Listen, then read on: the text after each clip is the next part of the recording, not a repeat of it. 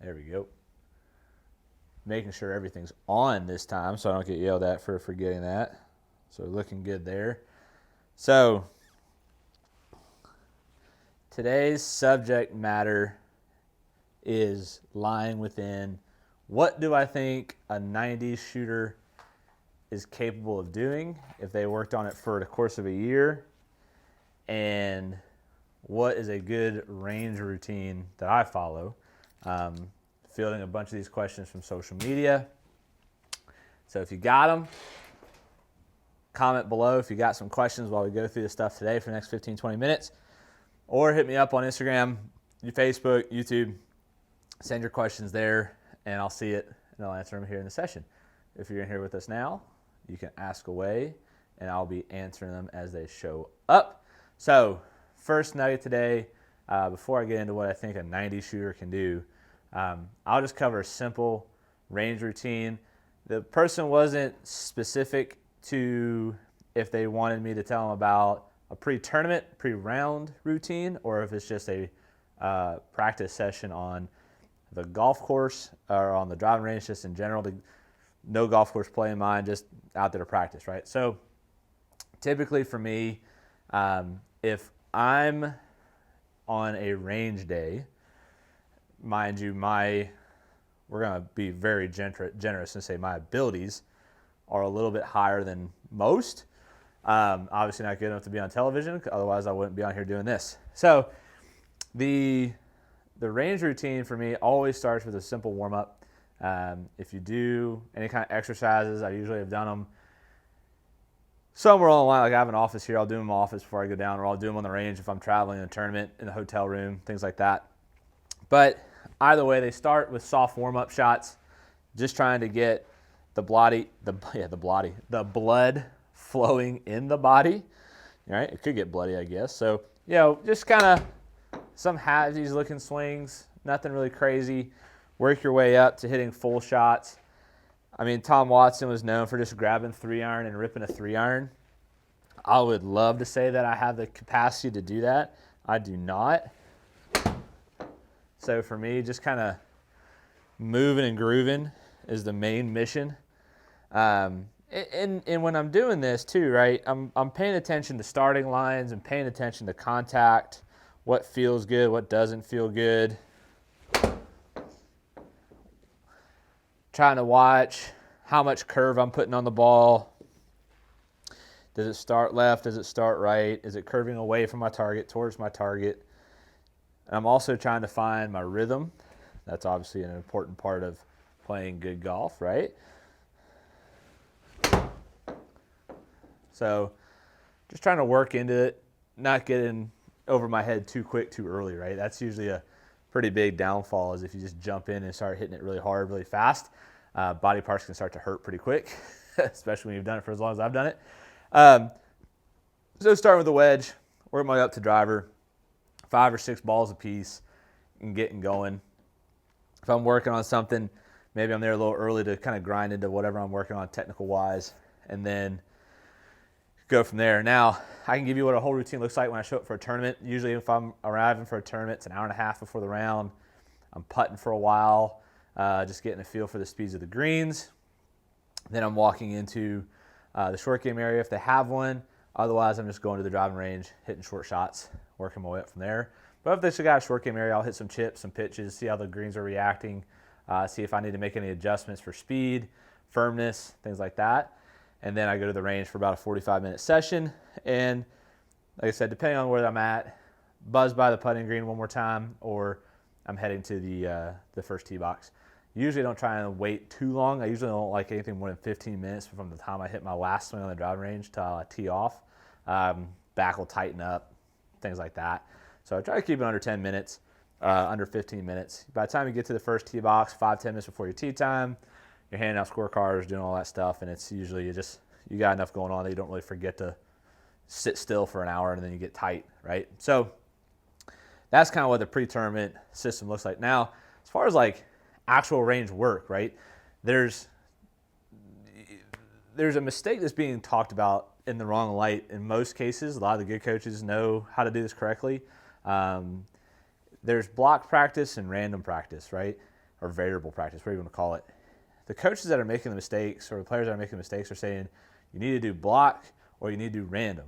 And they don't realize that they can be blended with a whole spectrum in between the two. So I don't ever give my players just block things to do where you stand up here, hit a 7-iron 100 times in a row, unless they are really, really, really, really beginners.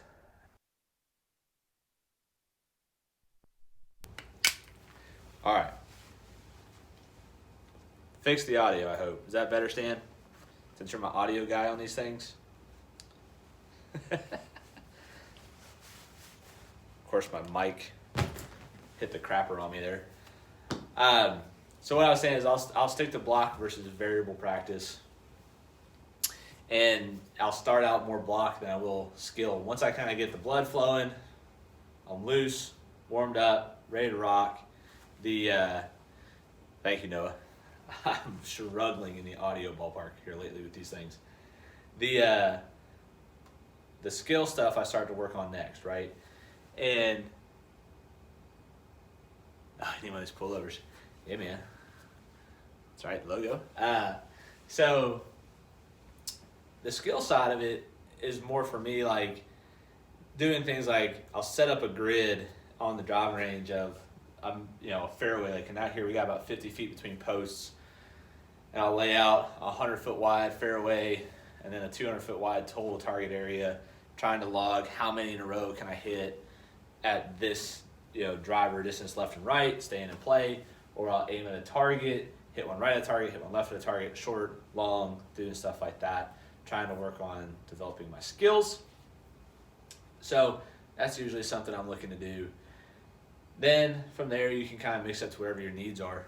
If I'm struggling at a certain yardage that I'm hitting a lot, tee shots. If I have a tournament coming up, I'm prepping for that tournament by hitting shots that I know I'm going to have that week, doing things like that. And so that's usually kind of what a range routine looks like. And it can be to whatever your desires are. But the key thing is like start small, work your way up. It's usually a safe protocol. Don't recommend the Tom Watson thing, hitting 3 irons out of the gate. But that's what you do. That's what you do. The other side of it that we're going to talk about today is covering the what I think a 90 shooter can do. So that 90 shooter question came in. They were asking, what do I think is capable of a 90 shooter if they took weekly lessons? And, it was an interesting question. What do I think they could get to in a year? Because I think everybody assumes that, a weekly lesson is going to make you a better golfer. And I'm here to tell you, yeah, I'd love it if you come and pay me every Tuesday at 4 o'clock for an hour. But I have taught enough players to know that if I am the only thing that you do for that week, nobody's going to get better. Well, you won't get better. But so it's not so much how often or how frequent you see me. I think that's by the time you get to 90s, I don't think frequency with me as a coach is the key. I think obviously the more time we spend together, the more quickly we can accelerate some learning curves. But there's still a part that you have to go out and grind. So usually I set a barometer for my players of getting 4 to 5 hours at a minimum before you come back. If you don't do anything for 4 or 5 hours, I just don't believe you're going to understand the concept enough before you come back and tell me you know what you're doing or that you've done it differently enough times to prove me that you can do it on demand when asked.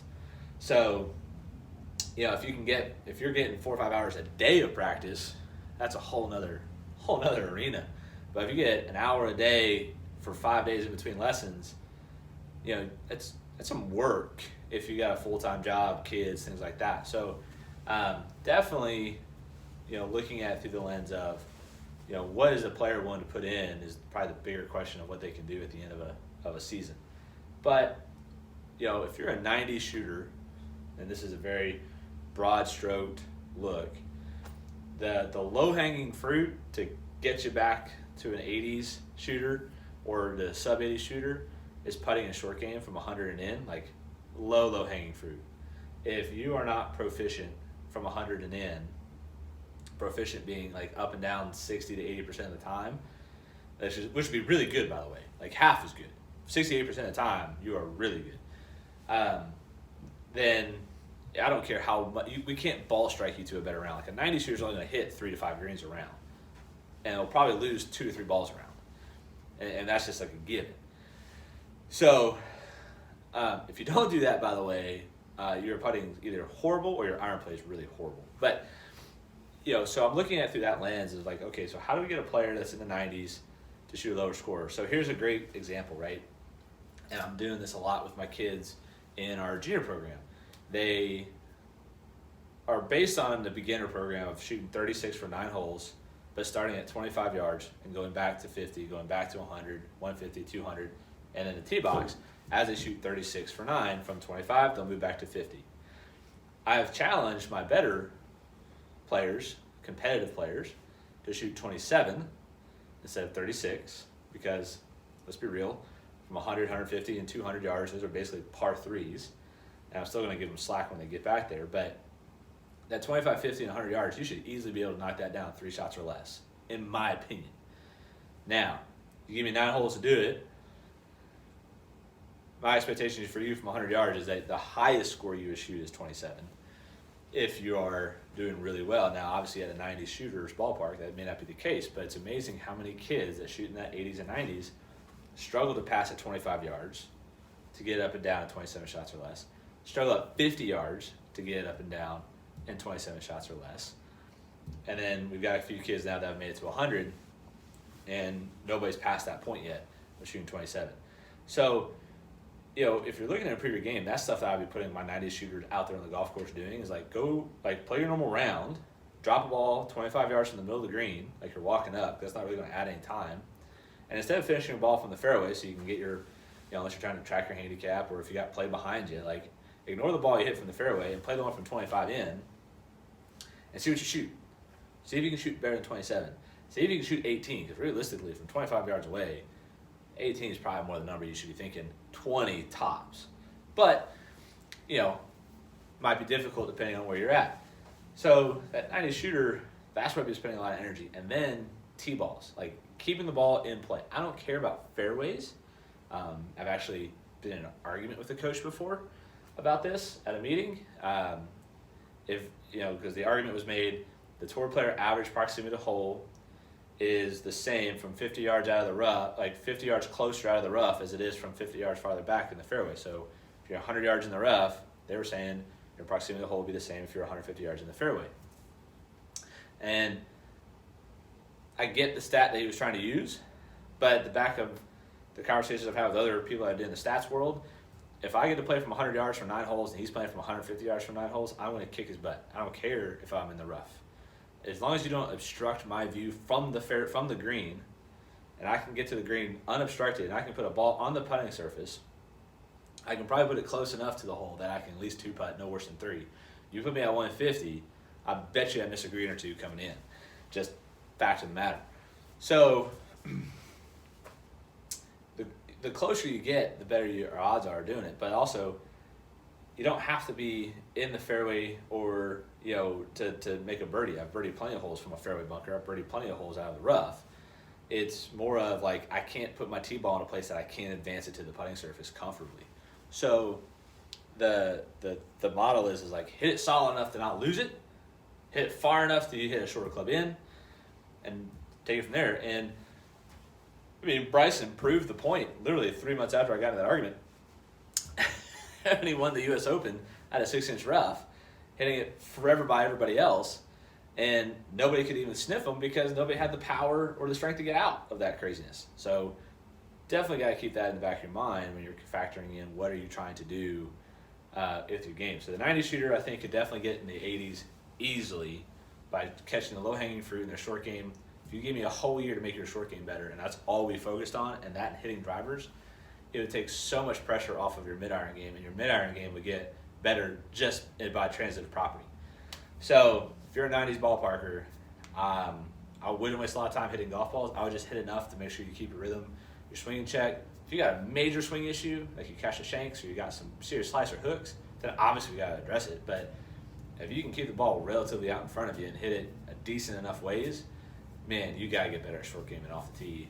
And if you're good off the tee, then you got to get better at short game, period. And it sucks that you don't get the the sexiness of hitting driver all the time, but getting that flat stick and your wedge to work is where you're going to see the handicaps drop the most, because the only reason why, I'm not going to say the only reason why, this is controversial. Anyways, Phil has his status on tour because he does a lot of things that most tour players don't, or most tour players do a lot of things that he doesn't do in his golf swing. And his short game kept his career alive. I mean, he's known for it. And not to say he couldn't get there. I mean, obviously he's done a great job with the swing he's got, so don't think this is a knock against the Phil in any way, shape, or form. I'm just saying his short game was so good, it took pressure off the fact that he wasn't the best, off the tee or best in the approach game. So think about that for a reason. If you're pretty good, your short game takes a lot of pressure off your approaches. So as we kind of bring things up in a wrap, thank you all for hanging out, watching with me. Sorry again for the audio issues. I am going to get it right this next time. I apologize that the mic died halfway through. It showed enough power to make it, apparently not. And if you got any comments or questions, be sure to like down below or comment down below. Find me on social media and ask your questions there, and we'll be back on Tuesday to do this all again. Maybe Radford and I are rumored to maybe do something, so we might do a live around there and see what we can do with that. So thank you for checking me out. Have a great week. We got 6 inches of rain, so there's no golf happening around here this weekend. And I'll see you guys next week. See you.